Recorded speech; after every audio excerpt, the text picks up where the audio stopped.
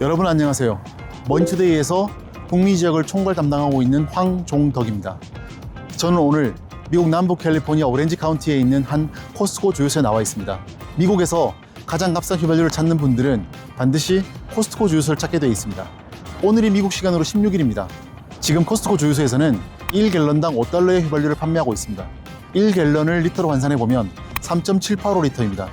현재 1달러 환율이 1,500원 왔다 갔다 하니까요. 1리터당 1,980원 정도의 휘발유를 판매하고 있는 셈입니다. 한국보다 가격이 비슷하거나 비싸거나 그렇습니다. 사실 미국 하면 값싼 기름값으로 유명한데요. 이런 미국조차도 이란 전쟁의 영향력에서 벗어날 수 없는 것이 현실인 것 같습니다.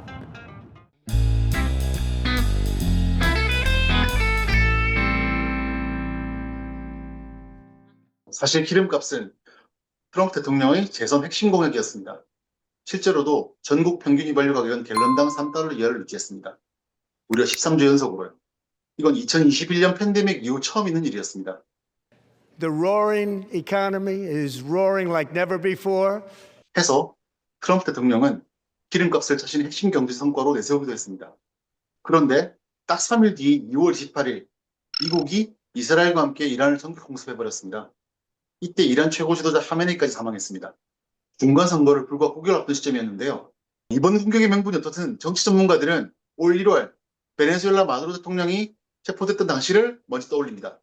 외부에 적이 있고 총사령관 중심으로 결집을 하고 지지율을 끌어올린다는 공식을 트럼프 대통령이 확인했다는 생각입니다. 중간선거를 9개월 앞둔 시점이니까 계획대로 전쟁이 빨리 끝나면 자신의 시적인 경제에 큰 영향 없이 지지율을 올릴 수 있을 거라고 믿었다는 분석입니다. 하지만 지금 전황은 대통령의 예상을 벗어난 것 같습니다. 트럼프 대통령은 공습 직후에는 사실상 승리 선언을 내놓았습니다.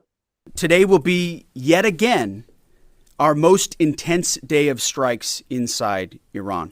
며칠이 지난 기자회견에서도 같은 맥락의 발언이 있었지만 전쟁은 끝나지 않았습니다. 11일째였습니다. 대통령은 켄터키 유세에서 다시 한번 강조합니다. And we've won. Let me say, we've won. In the first hour, it was over. 그러나 바로 그날 호르무즈 해협 인근에서 선박 3척이 공격받았습니다. 이에 이란 IRGC는 공식 선언을 합니다. Our enemies have no right to pass through the Hormuz. CNN 분석은 이렇습니다. 이스라엘 국방장관 카츠는 반대로 말합니다. 악시오스 보도에 따르면 트럼프는 내부적으로 최소 4주 정도 더 전쟁을 지속할 계획입니다. 이란은 협상 조건으로 전쟁 배상금, 피해 보상, 재침략 금지 보장을 요구했습니다. 모건 스탠리는 이렇게 정리했습니다. 사실 미 대통령의 희망처럼 단기간에 전쟁이 끝나도 미국 경제에 영향이 없기란 불가능했다는 것이 중론입니다. 알리안츠 리서치는 전쟁이 4주 내 협상으로 끝나도 브렌트유가 갤런당 85달러까지 치솟고 장기화되면 100달러, 최악의 경우 130달러를 넘어설 수 있다고 분석했습니다. 골드만삭스 역시 현재 유가에 이미 배럴당 14달러의 전쟁 리스크 프리미엄이 반영되어 있다고 밝혔습니다. 소시에트 제너럴도 경고했습니다. UAE가 향후 5에서 7일 안에 생산 중단 위기에 처할 수 있고 사우디아라비아도 호르무즈가 2, 3주 더 막힌다면 생산 차질이 불가피하다고 보고 있습니다. 1월쯤인데 전쟁이 길어진다면 유가의 방향은 단 하나뿐입니다. 오프닝에서 보신 그 숫자들 좀 더 자세히 들여다보겠습니다. 3월 5일 3.25달러였던 전국 평균이 3월 12일에 주간 35센트 급등했습니다. 3월 15일 현재 전국 평균은 약 3.95달러로 한 달 만에 36% 올랐습니다. AAA는 이런 속도의 주간 급등은 2022년 러시아 우크라이나 전쟁 이후 처음이라고 했습니다. 디젤은 더 심각합니다. 한 달 전 3.63달러였던 게 3월 15일 기준 5.1달러를 넘어섰습니다. 디젤은 트럭 운전사들의 연료입니다. 즉 물류비가 오른다는 뜻이고요. 결국 마트 물가가 올라갈 것입니다. 가장 비싼 주는 캘리포니아입니다. 현재 5달러를 넘어섰습니다. 가장 싼 주는 캔자스, 오클라호마로 2.87달러 정도입니다.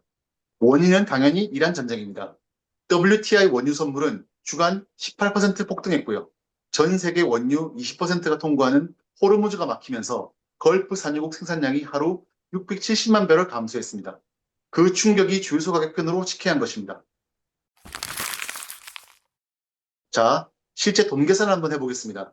미국 평균 가구는 연간 약 14,263마일을 주행합니다. 평균 연비 갤런당 28마일로 계산하면 연간 약 510갤런을 씁니다. 전쟁 전 대비 현재 3월 15일 기준 3.95달러로만 따져도 연간 536달러의 추가 부담이 생겼습니다. 전쟁이 길어져 갤런당 4달러에 도달하면 추가 부담은 연간 561달러입니다. 미시시피 같은 최빈주의 중간 가구 소득은 44,966달러입니다. 갤런당 4달러 기준 주유비 2,040달러는 소득 4.5%, 낡은 차의 연비가 나쁘면 6에서 8달러에까지 이릅니다.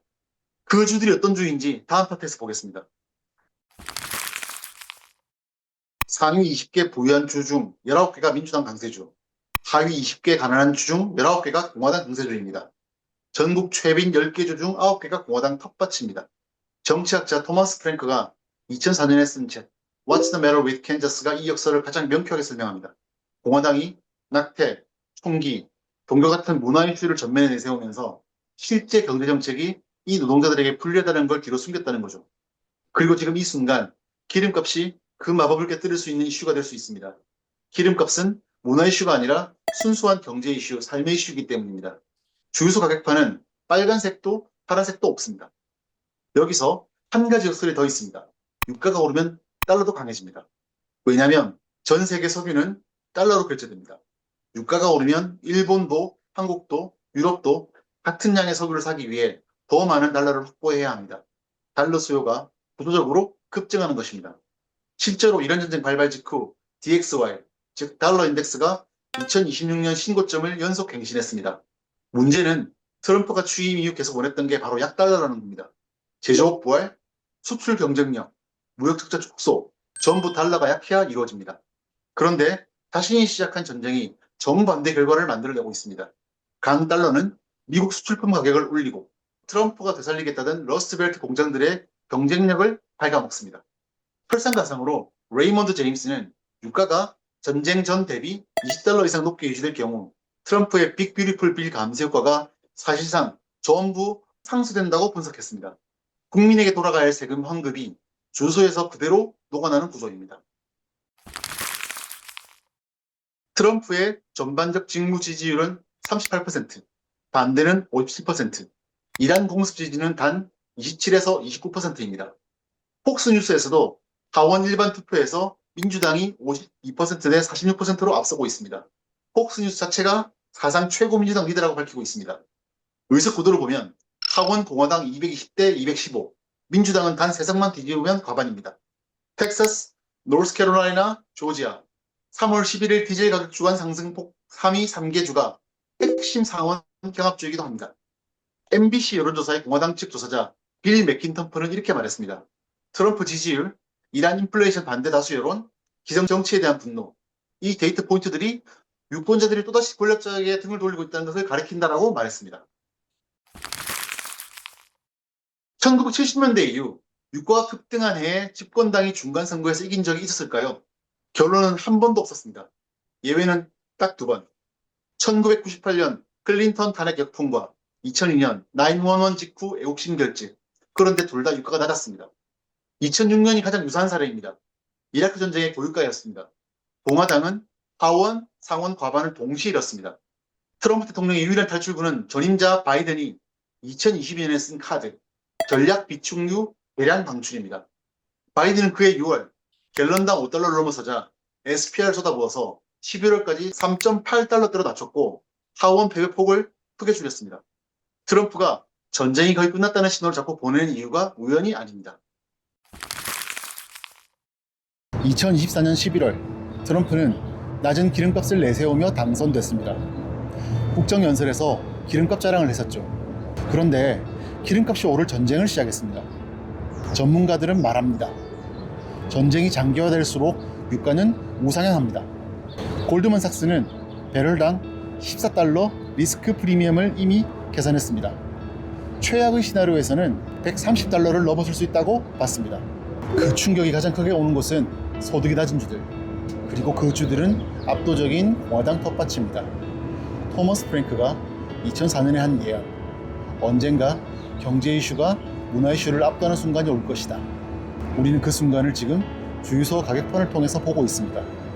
만약 11월까지 이 상황이 유지된다면 역사는 1974년, 2006년처럼 반복될 수 있습니다. 물론 상반기 내 전쟁이 마무리되고 유가가 진정된다면 트럼프 대통령의 승부수가 성공할 수도 있습니다. 과연 어떤 결말이 우리 앞을 기다리고 있을까요?